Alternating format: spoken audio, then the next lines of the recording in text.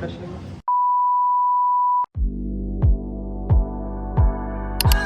Hi guys, welcome back to our podcast. Do it again. He was talking. Hey guys, welcome back to our podcast. I'm Dia, I'm Isabella. I'm Jay. And I'm Bella. and the question we're going to be answering today is, When does the journey matter more than the destination? So we're just all gonna, yeah. okay, so what do you guys think about the journey of the Odyssey, or like the main idea of it? Like, in general, what do you guys think? Well, Okay, for you, what do you think was like the biggest part of the journey, like in the Odyssey? The trials that Odysseus faced, like when he was trying to get back to his home, like with all the hardships he faced, and how he had to I think the journey matters more because, all the trials that he faced, it shaped him to be, the leader that he was. yeah, and it strengthened him as a leader. it also made him a wiser person. If he hadn't gone through all of those trials on the way home from the Trojan War, he wouldn't have been able to go back and take his home back from the suitors. And all those trials he faced made him, gave him wisdom and the ability to be able to get home. I don't really think it was like the destination that really mattered the most, like for the Odyssey, because like if he hadn't gone through all the things that he had like gotten through, which like their journey is like really like the heart and soul of like the story itself. Because without his trials, like the story really like wouldn't be anything. Without that, like would he really be like worthy of like reaching home like the same way, like the same emotional impact him returning to Penelope and his son. So that's like what I kind of thought. Yeah. And you did some work on that. Okay, can we start this? For the Pilgrim's Progress, it's a lot like the Odyssey because it was like the same like trials that he went through, like and like go through like But it's the same type of concept. like fight gods or whatever. Pilgrim's Progress was more like self like journey type of thing. I forgot the words. Never mind. But like compare it to the Odyssey. In the Pilgrim's Progress, he was like on a journey of faith, like finding his way to God, and he had a lot of struggles and doubts along the way, but he persevered. And if he hadn't gone through all those trials, he wouldn't have even been able to reach the destination at the Celestial City. I think that his trials also helped him like understand his salvation and like faith, and it helped him discover like who he was like Yeah. in God. It wasn't like the Odyssey. It's more like, oh wow, this is like this and this. We can relate to it as like readers. Oh wow, like I really see like myself in this position. He went through this, this, and this. Like wow, this really like changed my perspective on God. He's really there for me in ways like it's different for everyone. So it's not like the Odyssey where it's just like more of like a fantasy type of story thing. It's something that like we can all get a different message from and a different understanding. Yeah. Let me talk about the Ugly Duckling.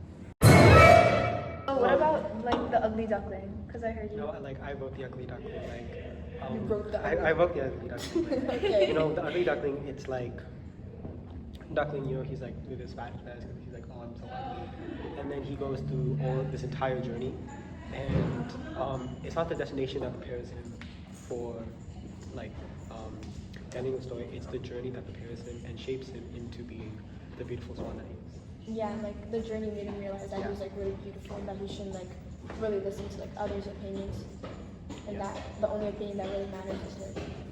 Because like how like what's it called? The Pilgrim's Progress is like the world like telling us lies, like oh believe this and this. Like it's also like in the Ugly Duckling, like the world wants us to believe like something about us, like oh you're not worthy, like you're an ugly duckling, like you're just bad, and then like I know you guys talked about the Lion, the Witch, and the Wolf. there was a lot of like self-transformation. Like I don't remember the little girl's name, but the youngest sister, Lucy, she transformed from like this like little shy, curious, like little girl who wouldn't really like listen to anyone, who was like always like getting into trouble, into like a queen. Like they were all crowned at the end, and like it was a self journey for like everyone. Also like one ended up like coming through.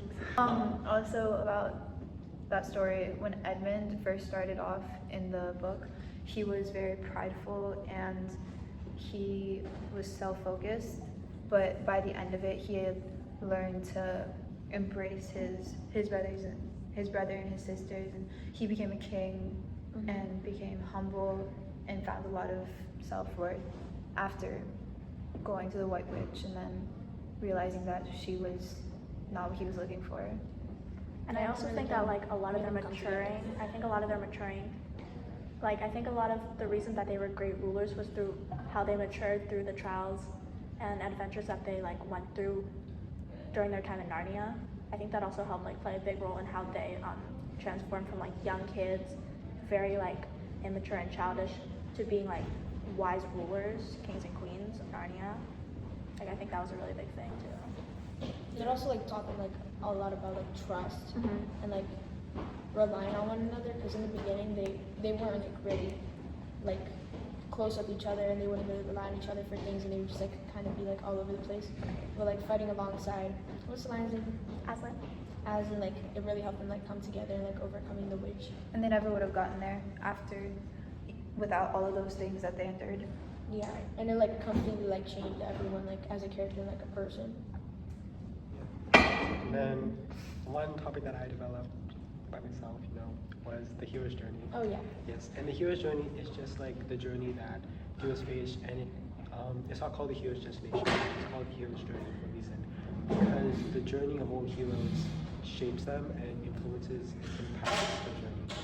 So, to answer the question, the journey is more important than the destination when the hero needs to be shaped.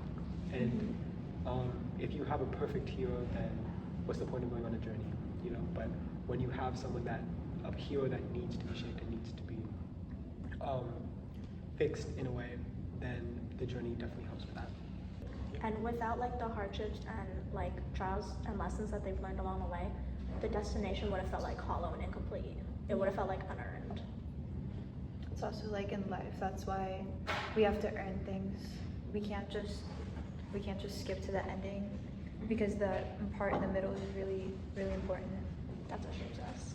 And that's why we think the journey matters more than the destination. Thanks for watching, guys. See you next time. I look like a shadow.